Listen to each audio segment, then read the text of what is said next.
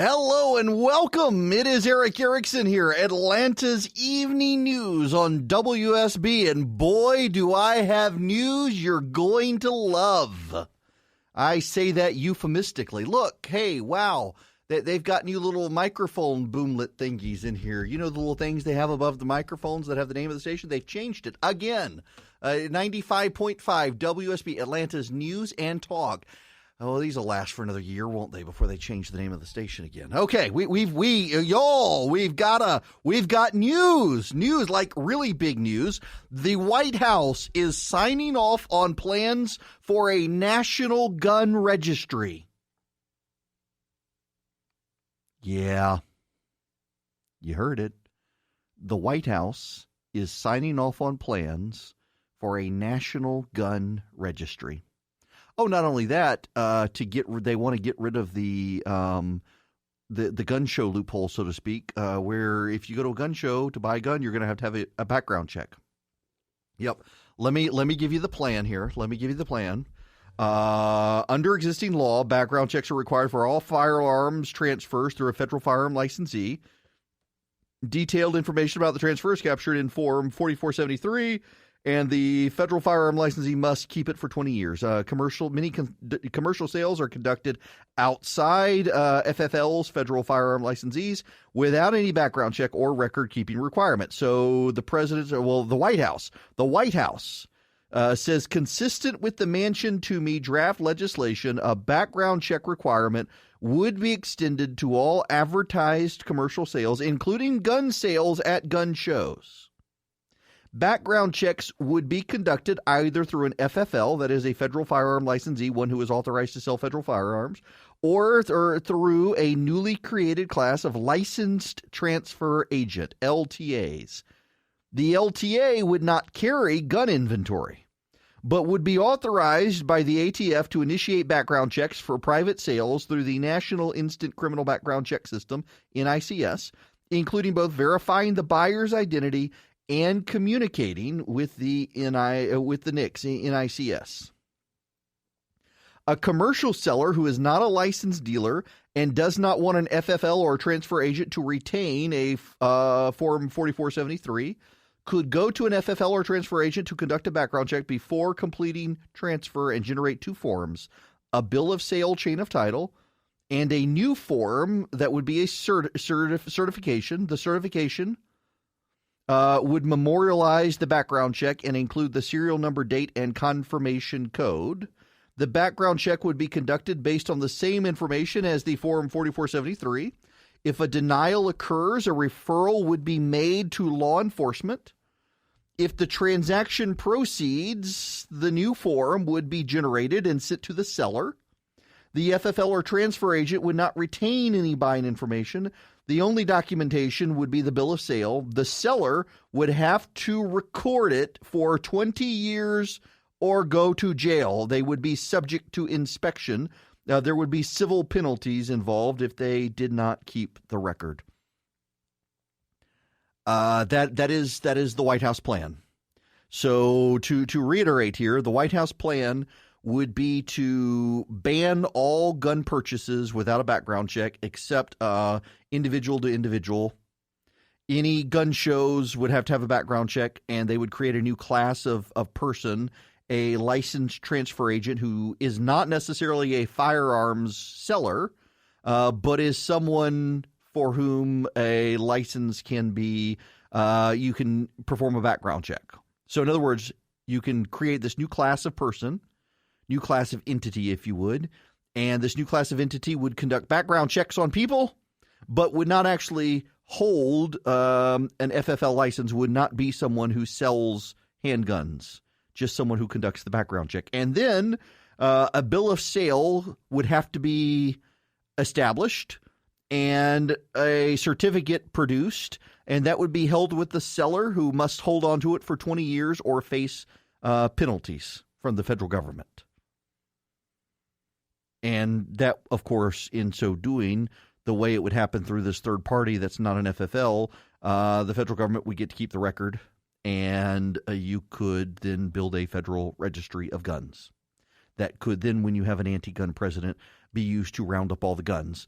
or produced under a FOIA so that newspapers can advertise all the people in a community who own guns so that they can be shamed, ridiculed, harassed, or otherwise have their homes broken into and stolen guns. If you don't think that's possible, New York actually did this.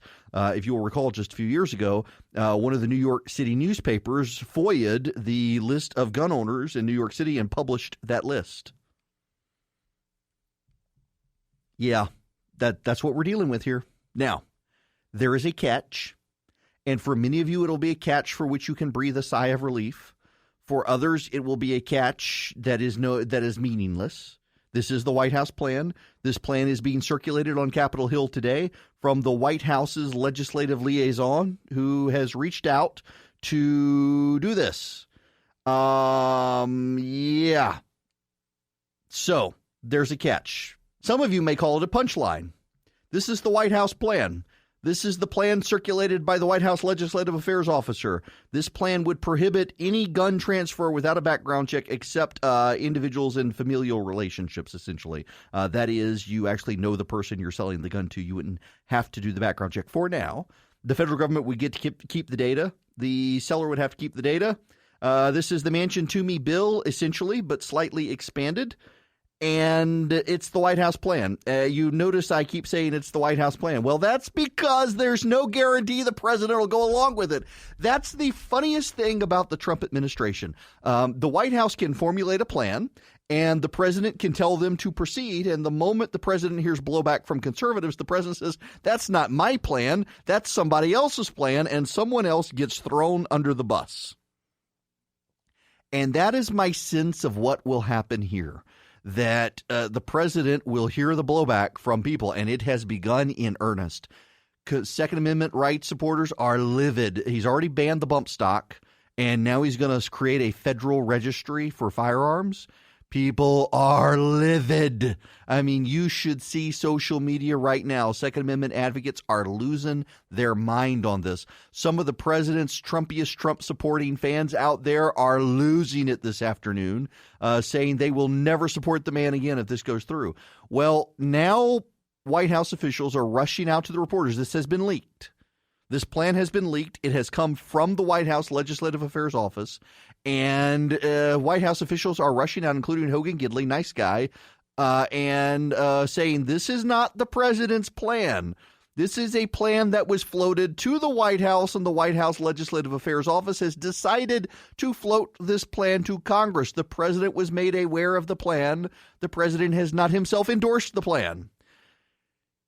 This is why no one ever knows what to do with the White House, friends. Because normal White Houses don't go to Congress and say, here's the plan, and not have the president have signed off on the plan. The president is not signing off on the plan here. This plan has not been signed off on. So, yeah, there's that's the state of play here. And people genuinely are upset. I mean, people are genuinely angry with President Trump's White House today over this, and no one has any idea whether or not the president actually supports this plan or not. Everybody's waiting for the White House to tweet. Now, here's what I suspect is going to happen.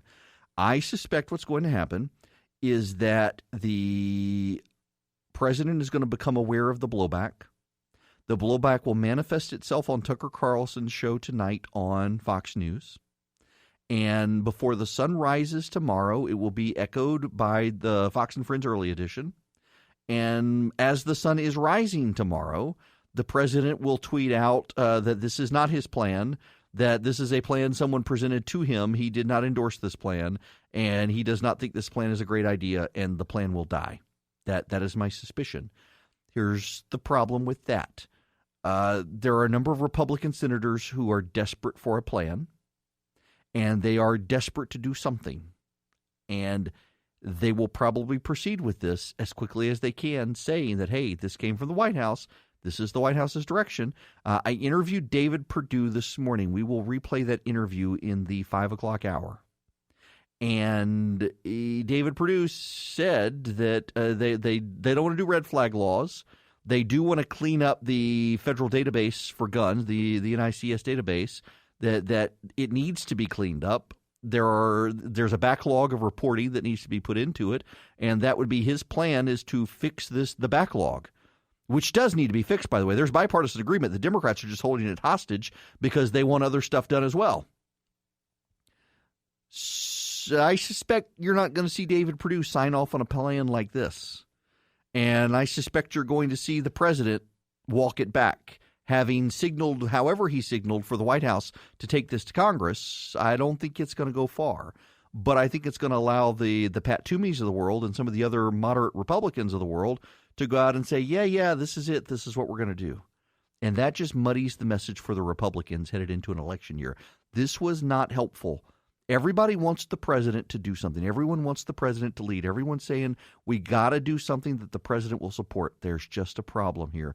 No one knows what the president's going to do or what the president's going to support until they leak it and watch for a conservative blowback. The reason is because, if we're really painfully honest about it, the president understands he needs conservative support to win. He's got to hold his base. At the same time, the president wants to do something on the issue, and the president is not actually a conservative himself. He understands he's got to be a conservative to win, but his gut institutionally is not, on a conservative movement, Second Amendment perspective, it's not there. And so he's got to feel out the base and find out what the base wants. And the only way this president trusts to honestly feel out the base is to float a plan and see the reaction to the plan. And the reaction is very swift and very forceful, so we can expect the president to walk it back. But then that leaves Congress dazed and confused as to what to do. This is so timely. My thanks to ExpressVPN for sponsoring the show. If you haven't used ExpressVPN, it's something you really, really need to consider. There are so many stories now about people hacking in, observing you when you're in a coffee shop through Wi-Fi. ExpressVPN doesn't just encrypt your data while you surf the internet on public airport and hotel Wi-Fis. It lets you stream and access content that normally would have been blocked in the country where you might be traveling, for example. With ExpressVPN, you can unblock all your favorite websites and have access to the internet just like you would if you were at home. If you're traveling abroad, it makes it fantastic. ExpressVPN runs in the background of your computer, your phone. Then you use the internet just like you normally would. You download the app, click to connect. Voila, you're protected. You don't travel abroad without ExpressVPN. You really shouldn't be in a coffee shop or a hotel with Wi-Fi without ExpressVPN. It's the fastest VPN you can try. Costs less than $7 a month. It comes with a 30-day money-back guarantee. Listen, you want to keep your data secure. You want to protect yourself online. Find out how you can get 3 months free at expressvpn.com/Eric. That's expressvpn.com/Eric for 3 months free with a 1-year package. Visit expressvpn.com/Eric to learn more. Do y'all know that people in the South, for some reason, actually do say Ericison? It is the strangest darn thing. My wife, when we got married, she didn't really believe me that it was a problem. Went and filled out her driver's license paperwork. Her middle name is Lee, Leigh, named after Vivian from Gone with the Wind. And the woman at the DMV was calling Miss Ericison, Miss Ericison. She didn't recognize her name, and the woman went up to her and said, "Ma'am, aren't you Miss Ericison?" At which point, Christy realized I was telling the truth. And then the lady says, "Do you want to be Christy Liege Ericison?" She's like, "Lee?" She wound up going with her maiden name as opposed to Liege. But yeah, the woman totally couldn't pronounce the name.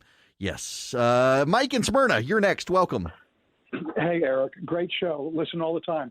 So look, on this background check, I've been selling guns between private citizens for decades. I'm 60 years old, and it's always frustrated me that there's not some website, some .gov websites I can go in and enter somebody's driver's license number and see if they're a felon.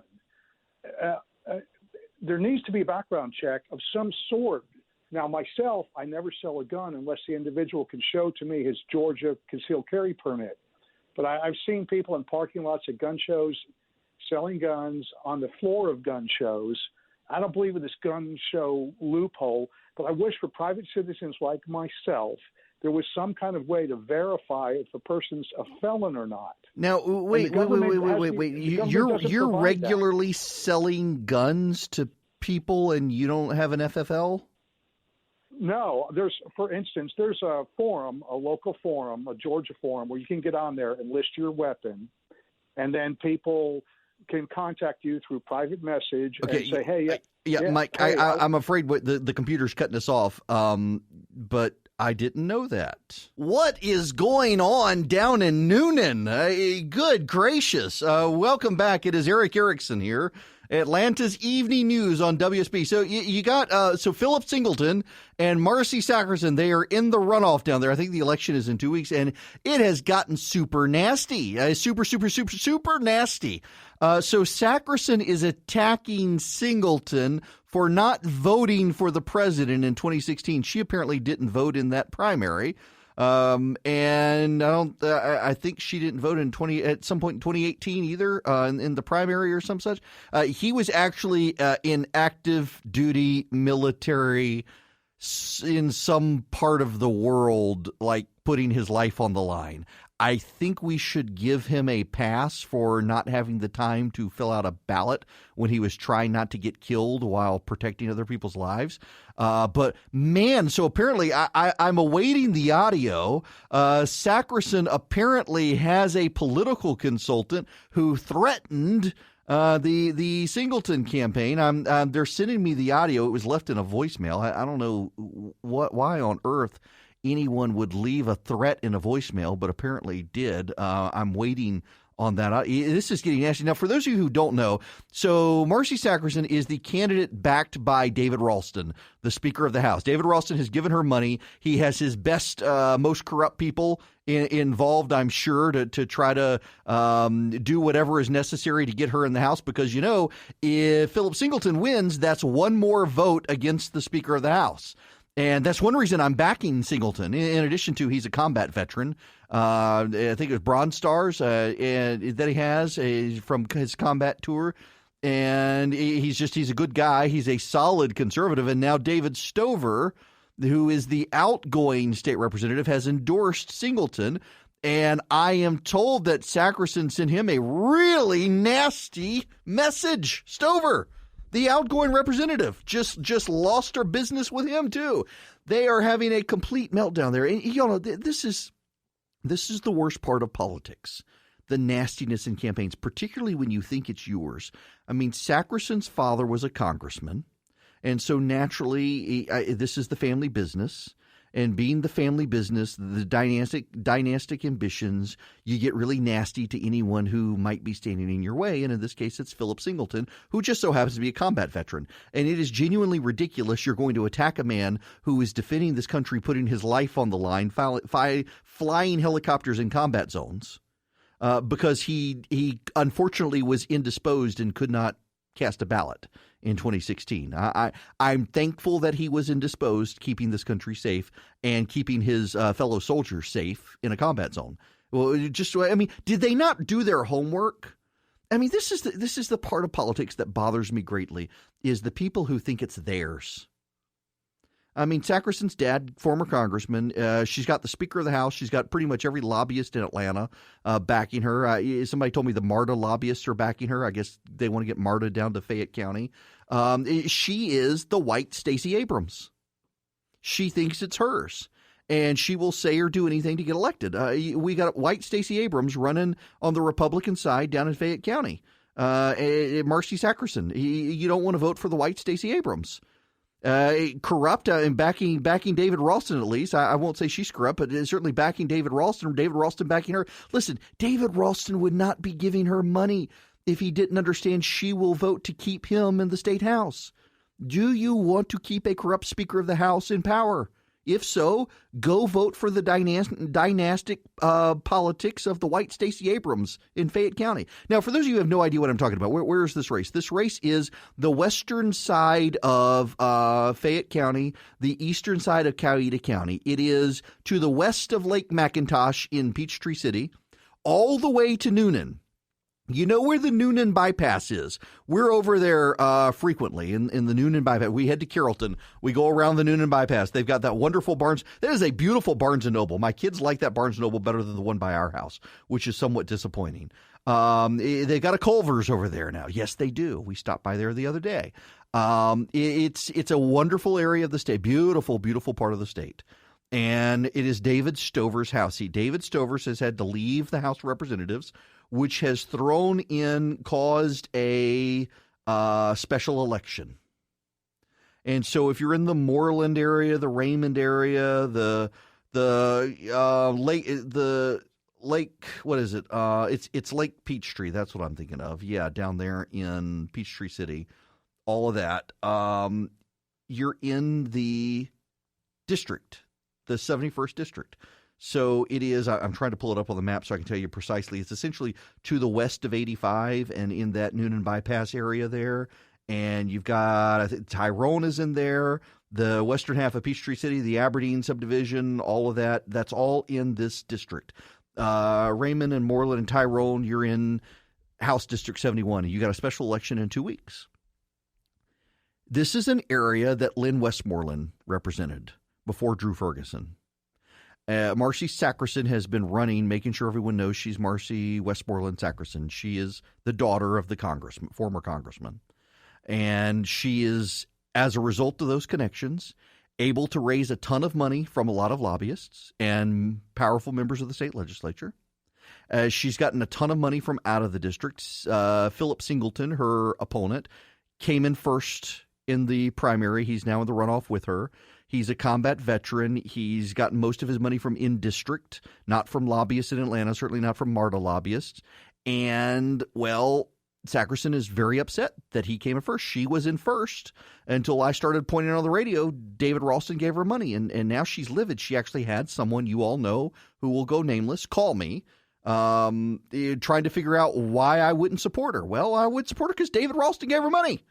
And he's pretty clear he's trying to protect himself. Do you want David Ralston protected like he protected those people who never had to go to trial? No, I think he needs to go. You vote for her, you're essentially voting for David Ralston. If you want David Ralston to go, you send a big signal to the Atlanta establishment that Ralston needs to go by voting for Philip Singleton, who is not backed by the lobbyists and not backed by the speaker and not throwing temper tantrums in text messages because, oh my gosh, somebody supported the other side. I hate these dynastic politicians who think that my daddy was this, so I get to be this. No, I mean, prove yourself instead of riding family coattails. And then to attack Philip Singleton for not voting in 2016 when he was putting his life on the line for this country is appalling. It is absolutely shameful, and frankly, she should apologize. Now, it's just a nasty local politics. Local politics, you do realize local politics is nastier than Washington politics. Here's the thing. In Washington, they all say bad stuff about each other, but by and large, behind the scenes, they get along fairly well together. You can say that's hypocritical. That's fine. But they understand that they're all up in that terrible city together. They got to find some common ground just so they don't lose sanity. Local politics is always nastier because you know the people involved. And when you know the people involved and you got to say bad stuff about them, you kind of just you decide that I'm just going to own it. That's why I hated being on city council, because the local people who decided they didn't like you, they were genuinely just nasty to you everywhere. You know, when I was on CNN, the people who didn't like me were always more polite than the people who did like me. I actually got yelled at one time. I stopped in the Chick-fil-A on Windy Hill. You know, you all know, if you've been to the Braves Stadium, you know that Chick-fil-A. This was in 2014. And I had a man literally follow me in to the Chick-fil-A on Windy Hill. I was driving up to do a fundraiser for Wes Cantrell when he was running for the State House. And I stopped in the Chick-fil-A just to go use the bathroom. And an old man who listens every day, and if he's still alive, God bless him, I'm sure he's still listening. And he was livid with me, because he agrees with me on everything except this one thing, and I'm so wrong, and I'm standing there peeing in the Chick-fil-A, and he's yelling at me.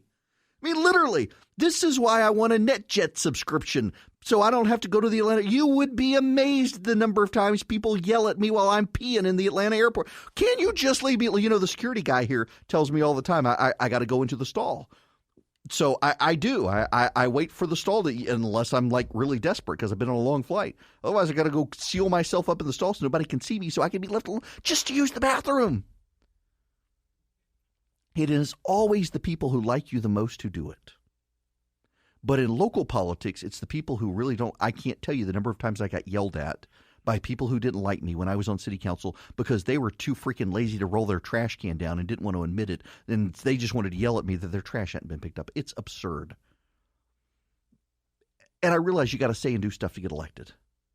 But you're going to attack a combat veteran, Philip Singleton. You're going to attack him because he was putting his life on the line in 2016 for this country. And so he didn't have time to cast a ballot. I know some soldiers do vote. They cast ballots. I get it. He was in a combat zone. Didn't have time. Sorry, slipped his mind. He was trying to stay alive and keep other people alive. And you're going to attack him for that? And you're gonna leave threatening messages. People from your campaign are going to leave threatening messages with his campaign manager, talking about how much nastier it's going to get. You're going to send text messages to the outgoing guy because you're angry that he endorsed the combat veteran. You're mad at him, and you're going to go after it. That's really childish, and it doesn't improve the situation in Atlanta. It doesn't improve the situation that led to a Speaker of the House who the Republicans are too chicken to get rid of. Do you want to improve the situation in Atlanta? You cast your vote for people like Philip Singleton. And if you don't live there, you don't understand why I'm devoting so much time to it. You need to understand what goes on in Atlanta, how bad it is, what they're trying to do to stop a combat veteran from getting elected because he would be brave enough to stand up to the Speaker. And the rest of you need to support him too. We'll be back. Okay, if you are a doctor, nurses, nurse assistant, physician's assistant, what is it? What's the nurse?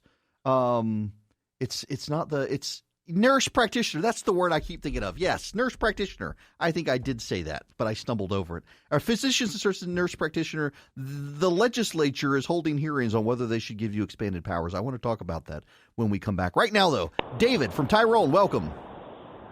Mr. Eric, how you doing, sir? Good. How are you? Just fine. Listen, I know you and I disagree on the radio and occasionally, but you have not this Westmoreland's daughter thing. That's a home run. You have nailed that to a T. Please keep up what you're doing because we're trying everything we can in the Tyrone area to make sure she is not one of our Congress critters. Well, I will do my best. Thank you very much, David. Yeah, running for the state house. But, it's always a launching pad. It's always a launching pad. Yes, we will do what we can. The fact that her consultant left a threatening voicemail for I'm trying to get my hands on that voicemail. Just essentially saying that they're going to do gutter politics from here on out. They must be desperate. All of the polling I saw, and I didn't even get it from the Singleton people, I got it from outside groups, was that she was in first place and she wound up coming in second into the runoff, which must mean she's really, really desperate. And desperate people do desperate things, and that tends to backfire usually. To attack a combat veteran, though, for not voting because he was in a combat war zone just seems like the height of desperation. Just pitiful. So, Philip Singleton, I don't think there's time to do a fundraiser for him, but I'd go down to Noonan and do a fundraiser for him if I could. Hello and welcome. It is Eric Erickson here, News 95.5, AM 750 WSB. The phone number, if you would like to call in, and I bet some of you are going to want to call in about this, 404-872-0750, 1-800-WSB Talk. The state had hearings over in Augusta. The state. I said this one time in front of Donald Rumsfeld, and he went just ballistic at me because I said the White House did something, which everyone says the White House did something. He says the White House did not do anything. The White House is a building. It is an inanimate object. Who in the White House did something? It's like, yikes! I don't even work in the Pentagon, and Donald Rumsfeld is upset with me. He's a brilliant guy, by the way. Really, really, really like him. Now, okay, this was in the Augusta Chronicle, and I had the story on my morning show, and now I'm trying to find the story again. That's okay. I know what it is. The state legislature, members of the state legislature, Mr. Rumsfeld, in Augusta at the medical college had a hearing to determine if they should alter the rules in Georgia about nurse practitioners and physician's assistants. I know this comes as a shock to you, but neither nurse practitioners nor nor physician's assistants are doctors. I know, shocking, isn't it? It's right there in the title that they're not. But a lot of people go to nurse practitioners and physician's assistants and deal with them because, well, it can be cheaper, and a lot of times they're more personable. It's a House and Senate study committee. I found the article now. It's in the Augusta Chronicle. They're looking at physician supervision of mid-level practitioners, nurse practitioners, and physician's assistants. They met at the Children's Hospital of Georgia to hear from health professional schools at Augusta University about their programs. The College of Nursing officials made a strong plea that Georgia join other states in allowing greater flexibility. In Georgia, nurse practitioners cannot prescribe Schedule II drugs like OxyContin and fentanyl. Georgia is one of only 5 states that doesn't allow them and physician's assistants to do that. Chuck Huffstetler of Rome co-chairs the study committee with Mark Newton of Augusta. Georgia is also the only state that does not allow nurse practitioners to order advanced imaging like CTs and MRIs.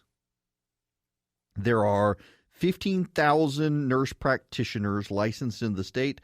Only 9,000 to 10,000 actually practice in Georgia. It is very difficult to recruit them here. They do help lower costs, and they make medicine available. They make doctor care available. Now, there is an issue, for example. There were some surgeons who said they would very much like to allow the nurse practitioner to write the prescriptions after a long day in surgery. They're exhausted, and they may forget. They'd like the nurse practitioner to be able to write the prescription.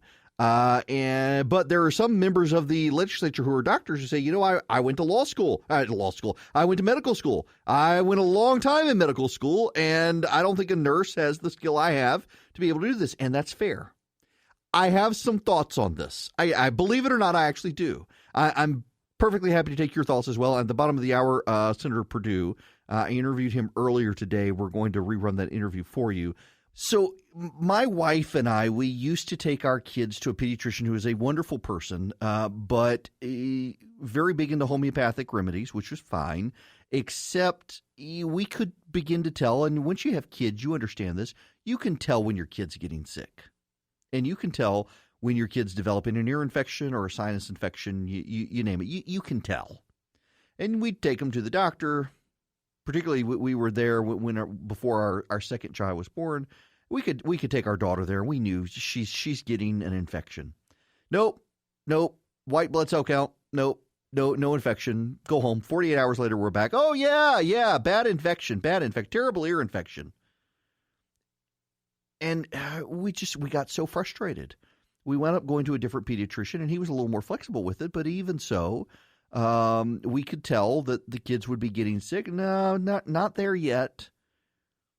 Well, then we have a physician's assistant at the new pediatrician, and we go to church with them. She knows us. We know them. She's fantastic. The pediatrician is fantastic. I mean, just couldn't be happier with him. But she's a little more accessible than he is because he's trying to run his practice and everything else.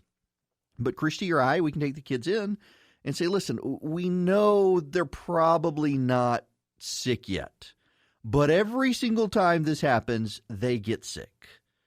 And she'll be like, all right, antibiotics. And sure enough, we're able to head it off.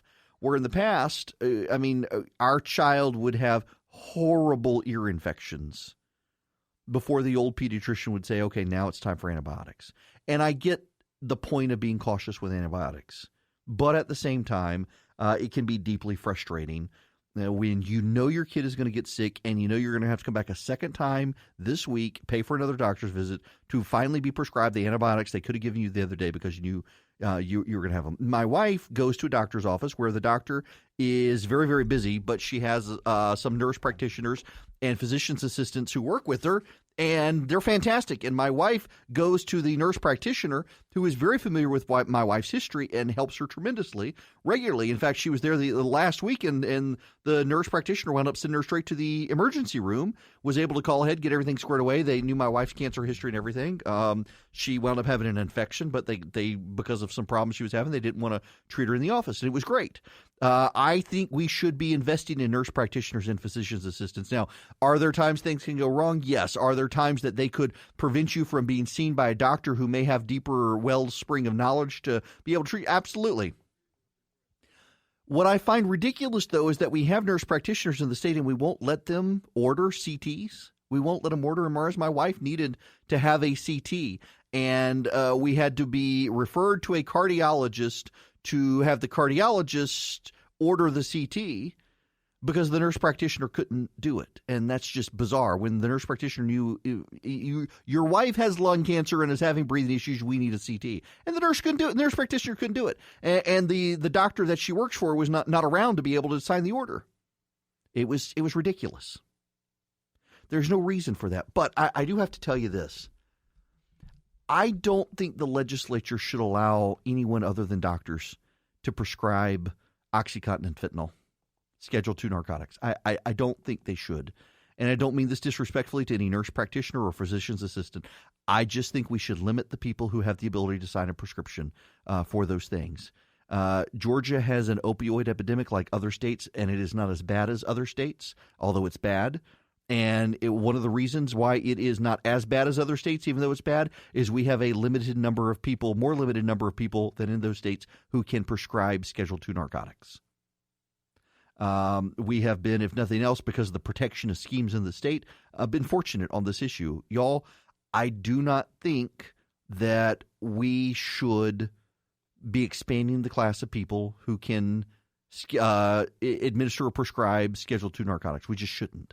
And I don't mean that disrespectfully to nurse practitioners and to physician's assistants. They should absolutely be able to order PET scans, MRIs, CTs, you name it.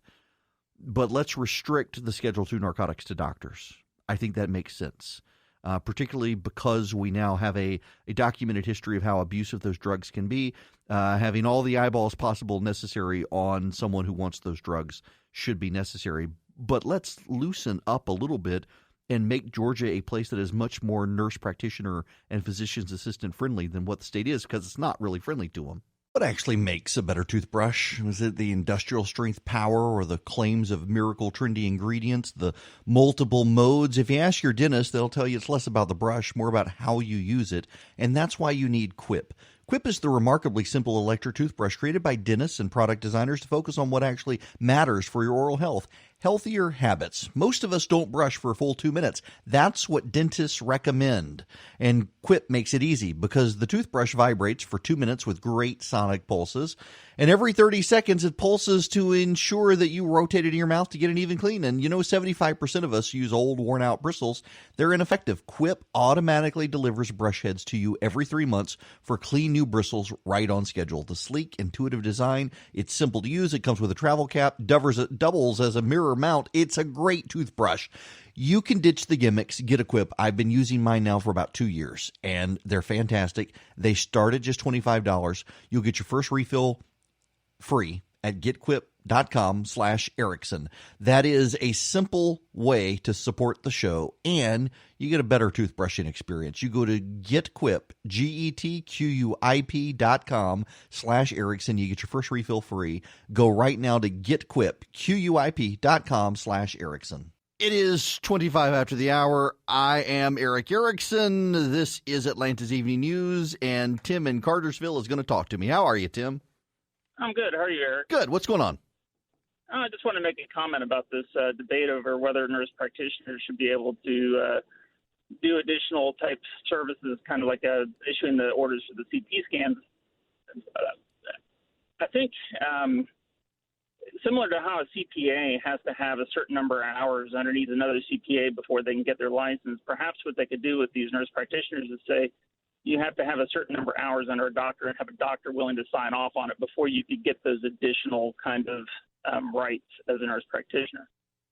I think that's fair. And I still think there's a big difference between ordering a CT and prescribing OxyContin. Oh, absolutely. But, some of these nurse practitioners have more experience than some of these doctors right out of school. So, I certainly see the argument for both sides of this. Yeah, man. It does seem like there should be a compromise. Our pediatrician has been a pediatrician since probably 20 years, and he had a nurse practitioner working with him who had another probably 15 years, 20 years experience on him. And he was all the time consulting with her on stuff. I mean, she just had such a wellspring of knowledge. She ultimately retired, but it was actually a wonderful, mutually beneficial relationship between the two of them. I definitely think there should be that relationship. That is a great idea, Tim. I appreciate you calling in on that. I do think that you got to be cautious, particularly in this day and age, about prescribing those Schedule II narcotics. It can be a problem. Okay, before we get to David Perdue in the next half hour, I gotta mention this one to you. Have y'all heard about Union Seminary? Union Seminary is where Dietrich Bonhoeffer, the great theologian of the middle 20th century who wound up dying in a Nazi concentration camp for a plot to kill Hitler, Dietrich Bonhoeffer went to Union Seminary in New York City. Brilliant theologian. Union Seminary has gone off the rails completely, is now a hyper-progressive. Union Seminary is the seminary where the supposedly Christian president of the seminary says you don't have to believe in the resurrection or really the crucifixion to believe in Jesus. Well, at chapel yesterday, they confessed their sins to their plants. Yes, that's right. They had a time to reflect and pray to the plants that give them air and oxygen and life. If I confess to my plants, it would be that I'm fat and I need to eat more of them, but I like the cows better. But these people were actually praying and confessing their sins to the plants. This is paganism. My goodness. Now, joining me from Washington, D.C., Senator David Perdue joins the show. Senator, how are you this morning? Good morning, Eric. How you doing? Congratulations on this new show, man. Thank you very much. We are the North Georgia mountains all the way to the Florida line. I guess we'll be in your neck of the woods here shortly. You're growing every day, it looks like. It's fantastic. Now, I got to ask you before I do anything else, this Kavanaugh situation, I mean, talk about blowing up in the face of the Democrats, this New York Times stuff. Well, we laugh about it, but honestly, goodness, this is the height of obstructionism coordinated with the media.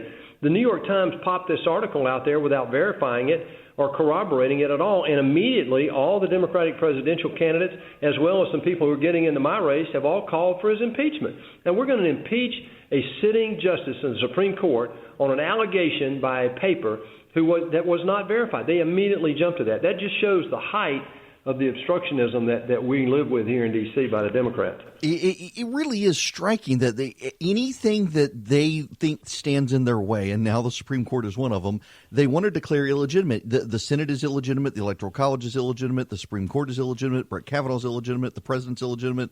They can't play by the rules, and so they want to upend it all. Well, Eric, this is about power. It's not about helping the working class or anybody else that they claim to champion, because they failed them over the last 100 years. I mean, the Great War on Poverty, the Great Society was a failure. I mean, poverty rate today is the same as it was then. I mean, all the things that they claim to champion, they have failed. The irony is this is what they want. You got to read what they say. Schumer is saying that if they get the majority in the Senate, that they will get rid of the filibuster rule, try to add D.C. and Puerto Rico as two new states, add 4 seats to the Supreme Court, and do away with the Electoral College. Well, that's a description of a one-party state.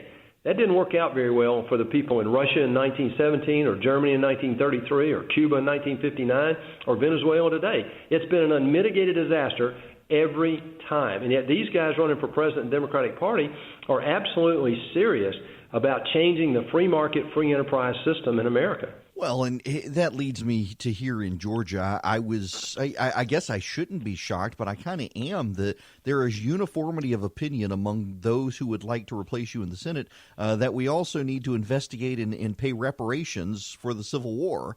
I was actually really stunned that even the ones who want to portray themselves as reasonable suddenly are taking a position that's not even favored by a majority of the black community in the country. Well, no, look, majority of the black community, Asian community, Hispanic community, as well as the Caucasian community, are reasonable people. They know what's right and wrong, and they just want the same thing we all want, and that is a future for our families. They want freedom. That's why we're here. Our founding mothers and founding fathers were serious about this, and it served us well for 230 years. People don't realize that to get what they want in the Democratic Party, what these guys are perpetrating right now, trying to perpetrate, actually does away with individual freedom in America.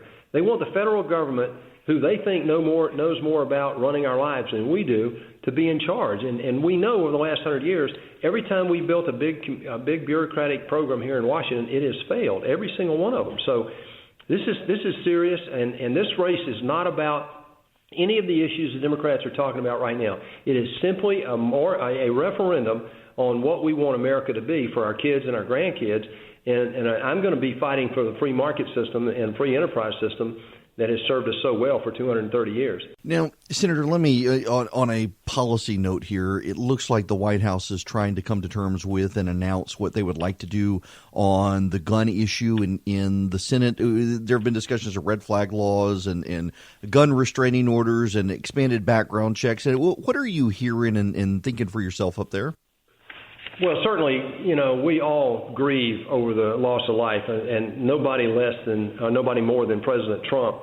And, he has actually already acted. Last year, he sponsored the Fix NICS, the NICS bill that makes sure that every law enforcement group in America, whether it be local, state, or federal, shares criminal backgrounds. We want to keep the guns out of the criminals' hands, out of the people's hands that shouldn't have it. But let's remember, the Second Amendment is part of our Constitution. I support that as well as the First Amendment.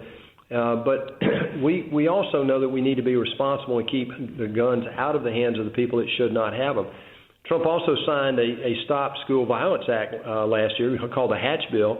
And I've got a school safety bill that I'm putting in tomorrow, as a matter of fact, here. And the president also got rid of bump stock. So he's already moving. But what he's going to do, I think, in the next day or two is come out with his platform for what we need to do now to tighten up on background checks. And he knows this is a slippery slope and that we have to be very careful in doing this. But there are ways that we can be a bit more efficient about keeping guns out of the hands of the people that should not have them. Now, along those lines, it seems like Democrats are, it looks like they're going to play politics in this. Representative Ken Buck from Colorado points out that they don't want to have any language in any of the legislation dealing with violent gangs and access to arms and gangs and red flag laws related there, too. That it seems like this is just another issue, much like immigration, where they're politicizing it instead of actually trying to find some common ground. Of course. Tell me how a party can justify sanctuary cities. Eric, you've talked about this for years. And ever since Kate Steinle was shot down on the streets of San Francisco, I met her father. You can't imagine what that does to a father to see his daughter shot right there before him by a guy who had been arrested and deported 8 times, and the city of San Francisco would not turn that individual over to federal prosecutors who wanted to deport him again. And he killed an innocent bystander. So if the Democrats are so concerned about security and safety and looking out for the little guy, then why don't they stand up and help us enforce our borders? This obstructionism over the president has gotten perverse. Right now, that desire of the Democrats to have an open border is keeping us from actually funding the government right now, literally today. We're going to vote on a defense bill that the Democrats are probably not going to let us vote on because they want to block it because the president's trying to move money around, which is his legal right, to help support the defense of our borders. So we know what's working there, by the way, but this is a much bigger issue, and I applaud the president for staying on it. Well, one last thing for you here. With these Democrats now running, it's a reminder, one, of how shallow their bench is. But you and I have talked about this before. We talked about it in August, and we've talked about it on the Atlanta show, that it's striking to me how far left Georgia Democrats really seem to want to run against you. You've got Teresa Tomlinson and Ted Terry out there trying to out-progressive each other with some sort of scorecard, and now Ossoff coming out with reparations and gun bans and everything else. I got to imagine you're going around the state of Georgia, and not to set you up for a super softball here, but I don't hear anybody in the state of Georgia wanting any of this stuff that the Democrats are offering. Listen, one thing I'm sure of in Georgia, I grew up there, I've lived there, and worked there all my life mostly. And I can tell you that the road to socialism is not going to run through the state of Georgia, Eric. It's not. People are smarter than that, and they see through this. The people who are now talking about running for the Senate in Georgia are going to have to be just a rubber stamp for the party line in the Democratic Party. That's the way they operate. And if they were to get elected, they would be nothing but a rubber stamp for Chuck Schumer in the United States Senate. I see that every day here, where they align their votes around these radical. I'm not even using the word progressive, because progressive sounds like a positive thing, right? This is retro. They're not progressive. This is the retro socialist party that want to take us down a road that has failed around the world consistently over the last 100 years. And it just is remarkable to me that they really believe that Americans are that stupid that we would do something to kill the system that we have that's been so good for us. Well, I'm assuming that I've got a lot of optimism and faith in the Georgia people that they won't do that, and we'll stick with you. I sure appreciate you stopping by and spending some time with me this morning. Well, thank you, Eric. Good luck on your program, and I look to see you soon. Thanks, man. Thanks very much, Senator David Perdue. All right, so rounding out the thoughts here. First, thanks to Senator Perdue for stopping by. You know, the nice thing now about having two shows is that I can have somebody, they can't stop by in the morning, they can stop by in the evening like the governor did yesterday, and then I played his audio on the show, on the morning show, or Senator Perdue, who couldn't stop by this evening because of his vote schedule in the Senate, could stop by in the morning, and we can make sure you guys get it here. So we're continuing to blanket the state of Georgia in my voice that is fit for print. Now, before I get out of here this evening, I want to remind you again, if you know people who live down in House District 71, that is the Noonan, Peachtree City, Tyrone, the Moreland area down there, House District 71. Make sure people understand about this race. It is a special election, so turnout will be low. Sackerson versus Singleton. I am backing Singleton. You need to send a message that David Ralston needs to go. The best way to do that is to support Singleton. I will be back here tomorrow, and maybe we'll have time to get into Lewandowski tomorrow. See y'all then.